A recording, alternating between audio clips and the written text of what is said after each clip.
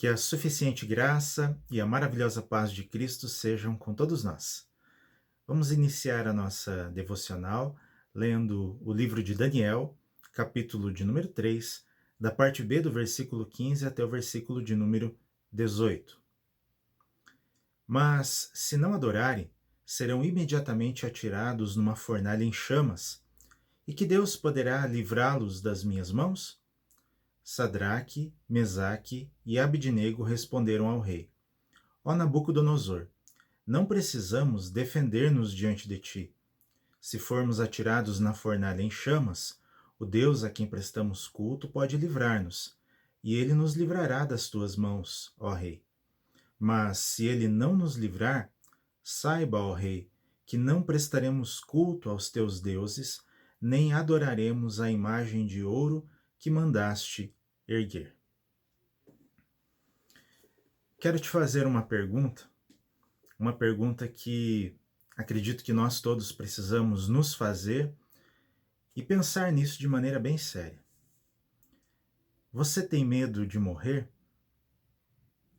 Você tem medo de morrer? Ainda que esse tema não seja tão agradável, ainda que não gostemos de ter que pensar nisso, essa é a realidade que nos cerca. Como os próprios apóstolos, né, os próprios seguidores de Jesus tiveram como experiência, a morte sempre o cercou. E o próprio apóstolo Paulo diz que enquanto nós vivemos, nós somos entregues à morte todos os dias.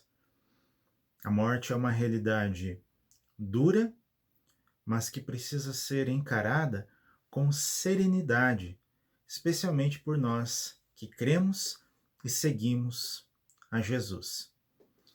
Voltando para o contexto desses versículos que lemos, nós vemos na narrativa de Daniel que o rei Nabucodonosor da Babilônia estava engrandecido com todas as suas conquistas e a partir dessa sua vaidade pessoal, ele manda erguer uma estátua de mais ou menos 27 metros de altura por 2,70 de largura.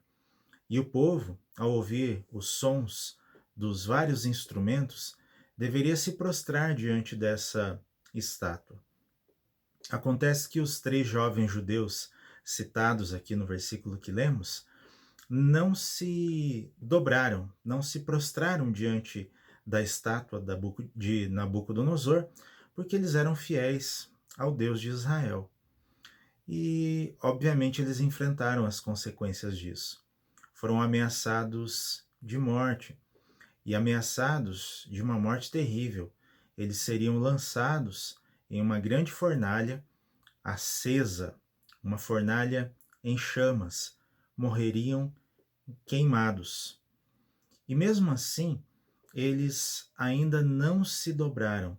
Nem mesmo a ameaça de morte foi suficiente para demovê-los da sua fé.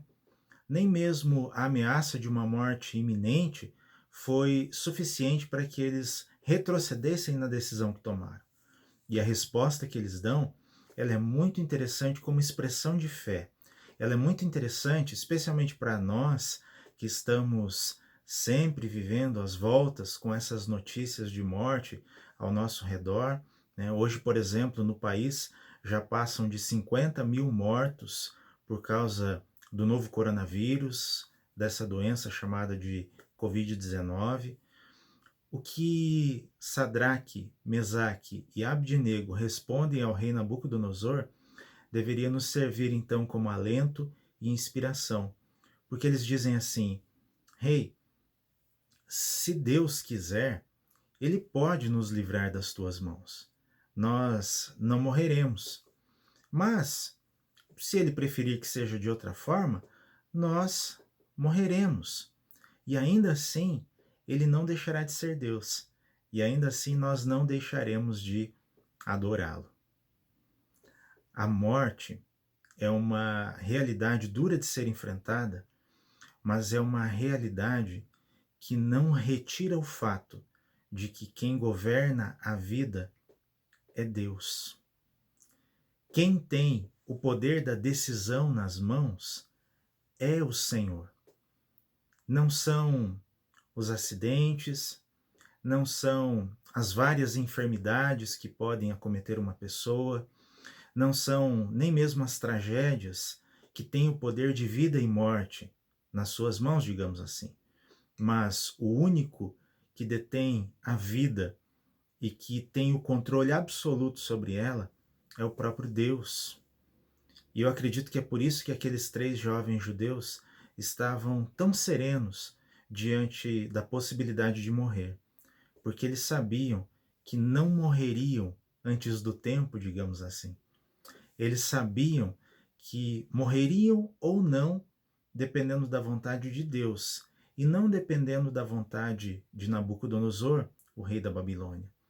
Na verdade, então, eles não estavam entregues à própria sorte, eles não estavam entregues ao bel prazer de Nabucodonosor ou de qualquer outra circunstância que pudesse lhes roubar a vida.